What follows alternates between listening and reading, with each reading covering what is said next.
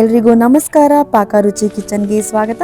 ಇವತ್ತು ನಮ್ಮ ಆಯಿ ಇನ್ಸ್ಟೆಂಟಾಗಿ ಒಂದು 10 ನಿಮಿಷದಲ್ಲಿ ರೆಡಿ ಆಗುವಂತಹ ಕ್ಯಾರೆಟ್ ಚಟ್ನಿ ಹೇಗೆ ಮಾಡೋದು ಅಂತ ಹೇಳ್ಕೊಡ್ತಾ ಇದ್ದಾರೆ.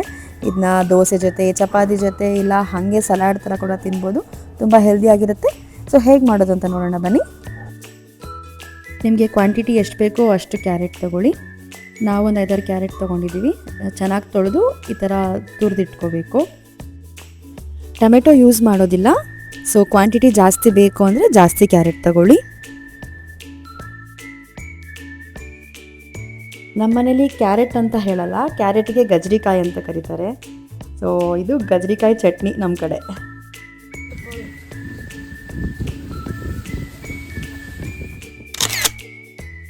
ಈರುಳ್ಳಿ ಒಗ್ಗರಣೆಗೆ ಬೇಕಾಗತ್ತೆ. ಸೊ 1 ಈರುಳ್ಳಿನ ಸಣ್ಣದಾಗಿ ಕಟ್ ಮಾಡಿ ಇಟ್ಕೊಳ್ಳಿ.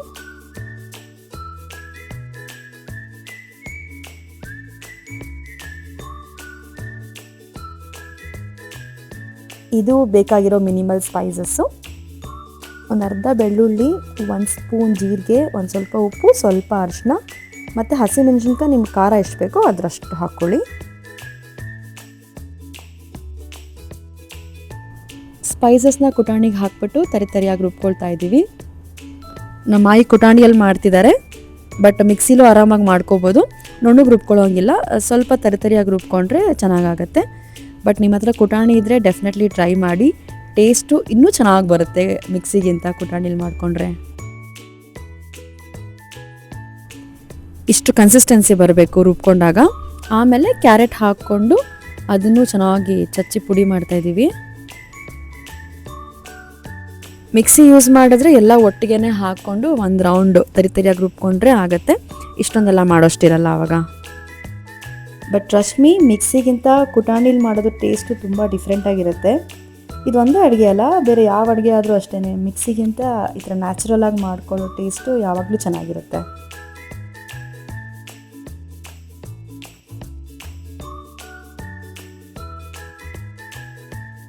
ನಮ್ಮ ಮಾಯಿ ಸ್ವಲ್ಪನೇ ಕ್ಯಾರೆಟ್ ಹಾಕ್ಕೊಂಡು ಅದನ್ನು ಚೆನ್ನಾಗಿ ಕುಟ್ಟಿ ಪುಡಿ ಮಾಡ್ಕೊಳ್ತಾ ಇದ್ದಾರೆ.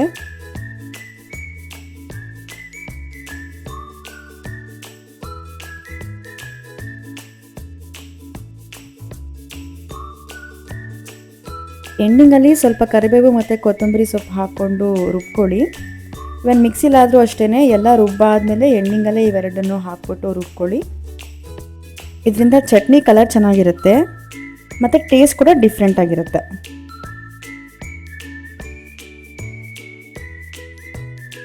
ನಮ್ಮನೇಲಿ ಆನ್ ಡಿಮ್ಯಾಂಡ್ ಈ ಚಟ್ನಿನ ಯಾವಾಗಲೂ ಮಾಡಿಸ್ಕೊಂಡು ತಿಂತೀವಿ.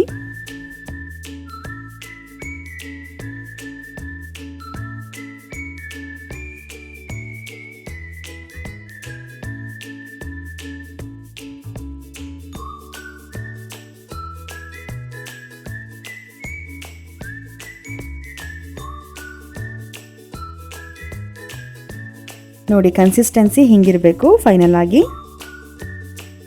ಈಗ ಒಂದು ಸಿಂಪಲ್ ಒಗ್ಗರಣೆ ಹಾಕಿದ್ರೆ ಚಟ್ನಿ ರೆಡಿ ಆಗುತ್ತೆ. ಪ್ಯಾನ್ ಇಟ್ಕೊಂಡು ಅದಕ್ಕೊಂದು ಸ್ವಲ್ಪ ಎಣ್ಣೆ ಹಾಕ್ಕೊಳ್ಳಿ.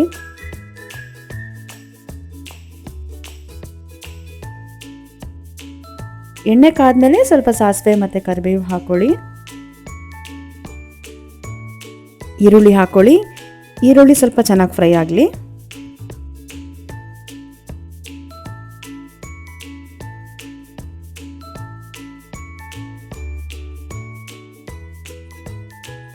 ಈರುಳ್ಳಿ ಇವಾಗ ಫ್ರೈ ಆಗಿದೆ. ಇದಕ್ಕೆ ನಾವೇನು ಕ್ಯಾರೆಟ್ ರುಬ್ಕೊಂಬಂದಿದ್ದೀವಿ ಅದನ್ನು ಹಾಕಿ ಒಂದು 1 ಮಿನಿಟ್ ಫ್ರೈ ಮಾಡಿ ಸಾಕು.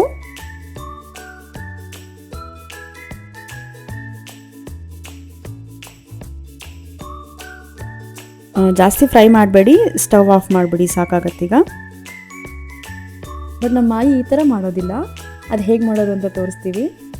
ನನಗೆ ಗೊತ್ತಿರಲಿಲ್ಲ ಒಗ್ಗರಣೆಗೆ ಕ್ಯಾರೆಟ್ ಹಾಕಬಾರ್ದು ಅಂತ ಅಂದ್ಬಿಟ್ಟು ಬೈ ಮಿಸ್ಟೇಕಾಗಿ ಹಾಕಿದ್ದು. ಬಟ್ ರುಚಿ ಚೆನ್ನಾಗಿ ಬಂತು, ಅದಕ್ಕೆ ಅದನ್ನು ಕೂಡ ವಿಡಿಯೋದಲ್ಲಿ ಅಪ್ಲೋಡ್ ಮಾಡಿದ್ದೀವಿ.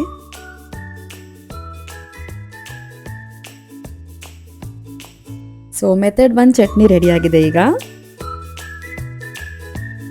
ನಮ್ಮ ಆಯಿ ಏನು ಮಾಡ್ತಾರೆ ಅಂದರೆ, ಮಾಮೂಲಿ ಸಾಸಿವೆ ಒಗ್ಗರಣೆ ಹಾಕ್ಕೊಂಡು ಅದಕ್ಕೆ ಈರುಳ್ಳಿ ಮತ್ತು ಕೊತ್ತಂಬರಿ ಹಾಕಿ ಚೂರು ಫ್ರೈ ಮಾಡಿ. ನೋಡಿ, ಇದು ಫ್ರೈ ಆಗ್ತಿದೆ. ಈಗ ಸ್ಟವ್ ಆಫ್ ಮಾಡಿ ಅದೇ ಒಗ್ಗರಣೆಗೆ ನಾವು ಏನು ಕ್ಯಾರೆಟ್ ಮಿಕ್ಸ್ಚರ್ ಮಾಡ್ಕೊಂಡಿದ್ದೀವಿ ಅದನ್ನು ಹಾಕಿ ಕಲಸಿಟ್ಬಿಡೋದಷ್ಟೇ ಒಂದು 2 ಮಿನಿಟ್ಸು. ಕ್ಯಾರೆಟ್ನ ಬೇಯಿಸೋದಿಲ್ಲ, ಸ್ಟವ್ ಮೇಲೆ ಇಟ್ಬಿಟ್ಟು ಅಷ್ಟೇ. ನೋಡಿ ಚಟ್ನಿ ರೆಡಿಯಾಗಿದೆ. ನೀವು 2 ಮೆಥಡು ಮಾಡ್ಬೋದು. ಒಂದು ಕ್ಯಾರೆಟ್ನ ಸ್ವಲ್ಪ ಫ್ರೈ ಮಾಡ್ಕೊಳ್ಳಿ, ಅದು ಟೇಸ್ಟ್ ಡಿಫ್ರೆಂಟ್ ಆಗಿರುತ್ತೆ. ಇಲ್ಲ ಫ್ರೈ ಮಾಡದೆ ಈ ಥರ ಒಗ್ಗರಣೆ ಕಲಸಿಟ್ರೂ ಕೂಡ ಆಗುತ್ತೆ. 2 ಮೆಥಡ್ ಟ್ರೈ ಮಾಡಿ ಯಾವ್ದು ಚೆನ್ನಾಗಿ ಬಂದಿತ್ತು ಅಂತ ನನಗೆ ಕಮೆಂಟ್ ಮಾಡಿ ತಿಳಿಸಿ.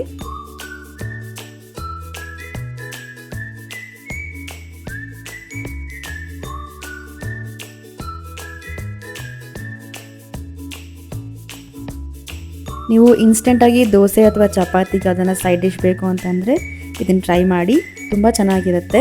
ಮತ್ತು ಹಾಗೆ ಕೂಡ ತಿನ್ಬೋದು, ಸಲಾಡ್ ಥರನೇ ಇದನ್ನು. ಈ ವಿಡಿಯೋ ಇಷ್ಟ ಆಗಿದ್ರೆ ಲೈಕ್ ಮಾಡಿ, ಕಮೆಂಟ್ ಮಾಡಿ ಮತ್ತು ಫ್ರೆಂಡ್ಸ್ಗೆಲ್ಲ ಶೇರ್ ಮಾಡಿ. ನಮ್ಮ ಚಾನಲ್ನ ಸಬ್ಸ್ಕ್ರೈಬ್ ಮಾಡೋದನ್ನು ಮರಿಬೇಡಿ. Thanks for watching.